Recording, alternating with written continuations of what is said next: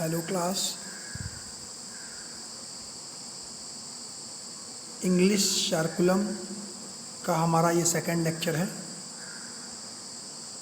But एक बात है, फोर्थ सेमेस्टर वाले क्लास ले नहीं रहे हैं बिकॉज इसके पहले वाले लेक्चर में इंग्लिश सर्कुलम के मैंने कुछ क्वेश्चन पूछे थे और किसी का भी आंसर मेरे पास आया नहीं है, ना कमेंट से, ना कॉल से, ना किसी से भी।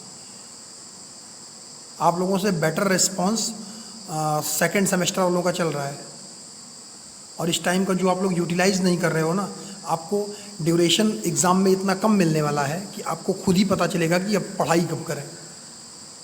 And something is better than nothing. कुछ नहीं से कुछ बेहतर है, कुछ तो समझ में आएगा अगर आप पढ़ोगे तो। फिलहाल as you wish as you like, it's your career.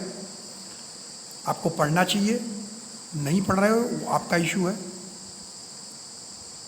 कुछ क्वेश्चन पूछे थे हमने आपसे लास्ट लेक्चर में इंग्लिश सर्कुलम से रिलेटेड। लाइक उस क्वेश्चन में एक था place of English before independence, मतलब इंग्लिश का स्थान आज़ादी से पहले क्या था भारत में। इंग्लिश का स्थान आज़ादी से पहले भारत में क्या था।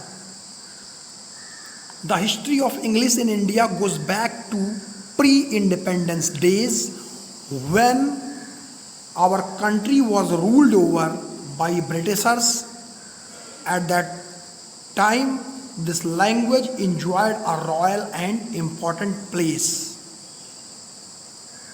भारत में अंग्रेजी का जो इतिहास है पीछे का, प्री इंडिपेंडेंस आज़ादी से पहले के दिनों में, जब हमारे देश पर अंग्रेजों का, ब्रिटिशर्स का राज्य हुआ करता था, उस समय इस भाषा को इंजॉय किया जाता था एक रॉयल लैंग्वेज के रूप में।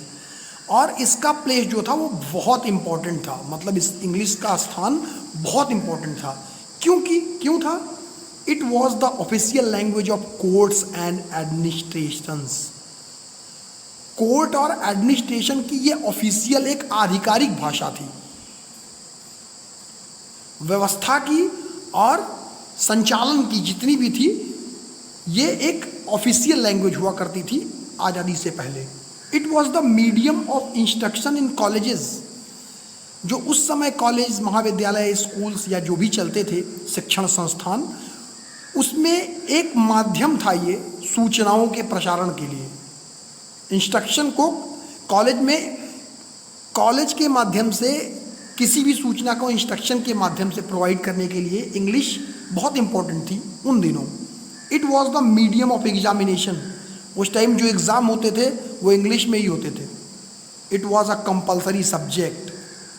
ये एक कंपल्सरी मतलब कि अनिवार्य विषय था प्री इंडिपेंडेंस में, आज़ादी से पहले।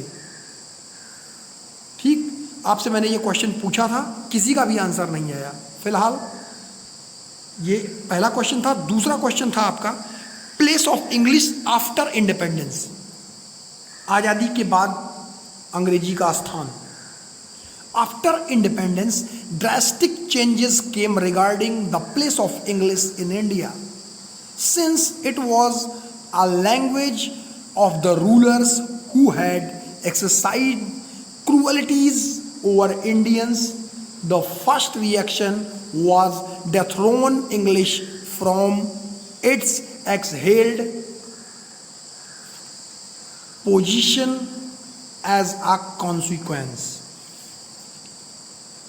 इसका मतलब यह था कि आज़ादी के बाद ड्रास्टिक चेंजेस, बहुत सारे चेंज आए, केम रिगार्डिंग इंग्लिश के, अंग्रेजी के स्थान के अंतर्गत बहुत सारे चेंज आए, ड्रास्टिक चेंज हुए इंडिपेंडेंसी में, भारत में इंडिपेंडेंस के बाद।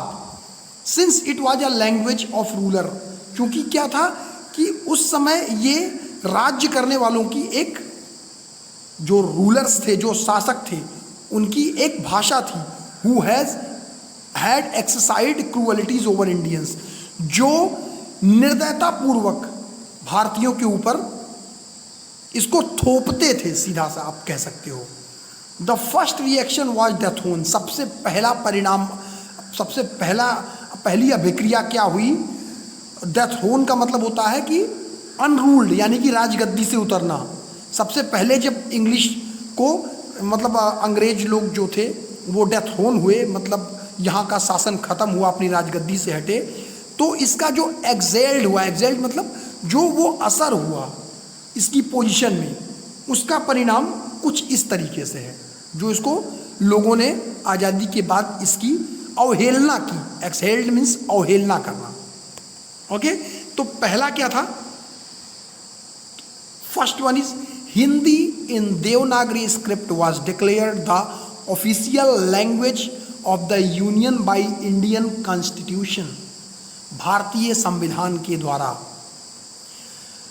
आधिकारिक भाषा हिंदी, जो कि देवनागरी लिपि के द्वारा संबद्ध थी, उसको डिक्लेयर कर दिया गया कि अब हिंदी हमारी ऑफिशियल लैंग्वेज है after independency. In order to give Hindi sufficient time to replace English, मतलब इसके अनुसार हिंदी को पूरा टाइम, क्योंकि इससे पहले आज़ादी से पहले इंग्लिश थी आधिकारिक भाषा, फिर उसको सफिशिएंट एक पर्याप्त टाइम चाहिए होता था इंग्लिश को रिप्लेस करने के लिए, क्योंकि इंग्लिश ऑफिशियल लैंग्वेज थी। English was declare to continue as associates language.